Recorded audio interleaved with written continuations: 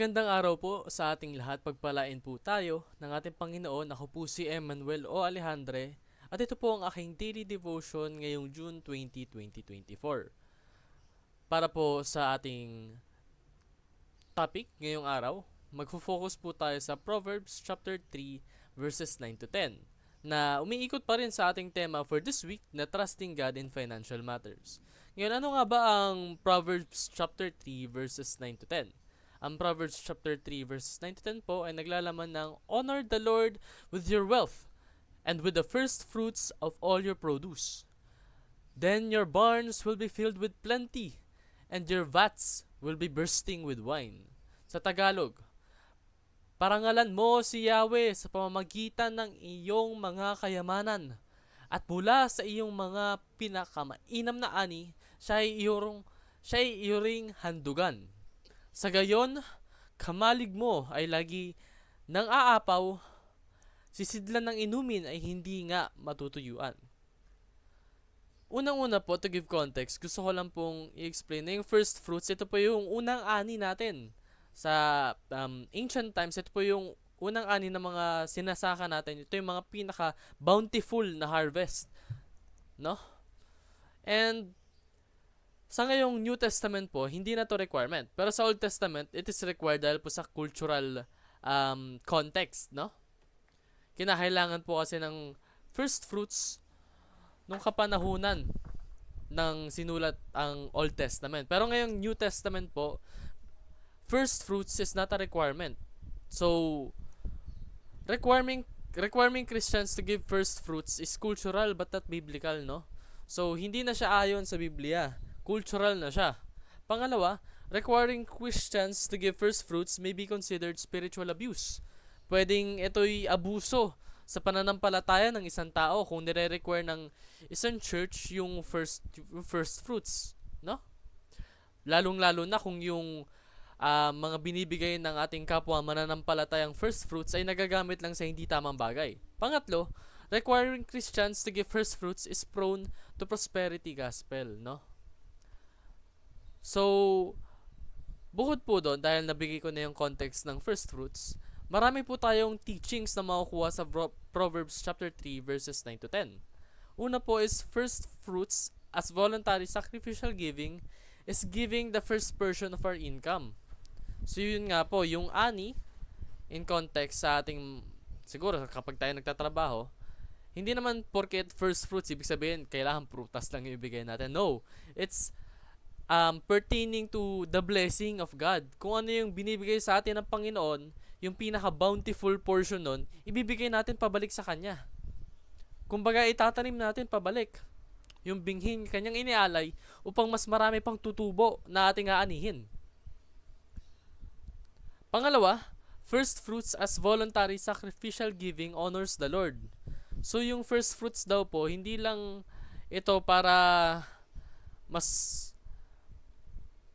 magkaroon ng cycle sa ating blessings. Hindi lang para magkaroon tayo ng mas marami pang aanihin. No. It is also to give honor to our Lord, to give glory to God. Sa pamamagitan po ng pamimigay natin sa ating mga church, sa mga nangangailangan na kapwa natin, mabibigyan po ng honor ang ating Panginoon. At ang ating mga aksyon ay tunay na aayon sa kanyang mga plano. Pangatlo po, first fruits as voluntary sacrificial giving can be one of the means to receive blessings from God. Tulad nga po ng binanggit natin sa former na mga daily devotions natin. One way to show faith to God is to give back to Him yung mga blessings na natatanggap natin, yung mga biyaya. For example, binigyan tayo ng malaking salapi. Pinagpala tayo ng ating Panginoon. Let us give back to our churches para mas mapanatag ang ating faith sa Kanya upang mapakita natin na tayo tunay na nagkitiwala sa ating Panginoon na ibabalik niya, i-replenish niya yung wealth na ating ibibigay. Ano?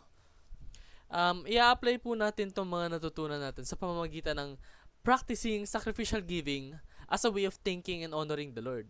So, bukod po sa pagpapakita ng trust sa Kanya, isa rin po itong paraan upang mapakita na grateful tayo sa lahat ng ginagawa ng Panginoon, sa ating salvation, sa mga blessings na ating natatanggap, sa guidance, sa protection, sa lahat-lahat ng ginagawa ng ating Panginoon. We can show gratitude by providing first fruits o kaya tithing. Pangalawa, practicing sacrificial giving as a way of being a channel of God's blessing.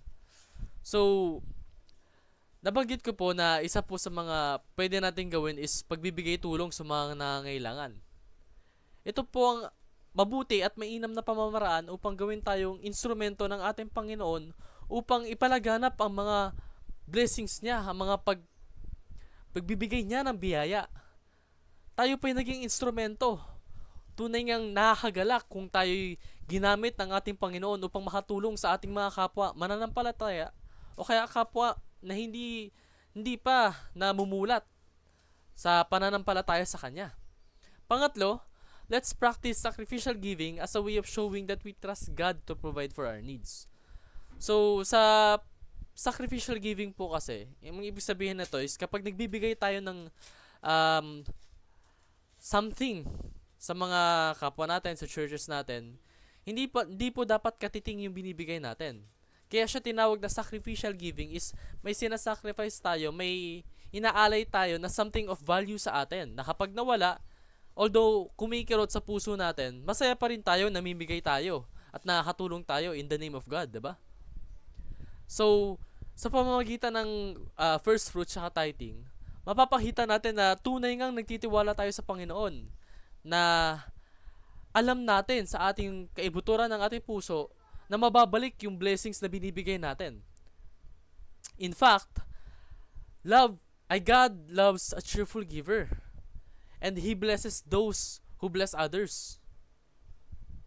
So let us continue to trust Him and provide multiple blessings to other people and to those that believe in Him as well.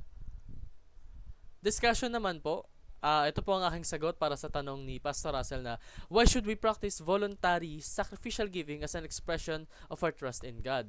Simple lang po ito dahil lahat po ng ating natanggap, lahat po ng ating ari-arian, lahat ng kung ano mang meron tayo ngayon ay nanggaling sa Panginoon. And it is an expression of trust kapag nagkakaroon tayo ng sacrificial giving dahil alam natin na ibabalik niya ang kung ano mang ibinigay natin. In fact, kung ano man yung ibinigay natin, hihigitan niya pa yun. Because He is Almighty. He is our great God. Siya ang ating Panginoon. So let us continue to put faith in Him and trust Him in His Word na bibiyayaan niya tayong lahat. Muli, ako po si Emmanuel O. Alejandre. Ito po ang aking daily devotion. Maraming salamat po. Pagpalain po tayong lahat and give glory to God.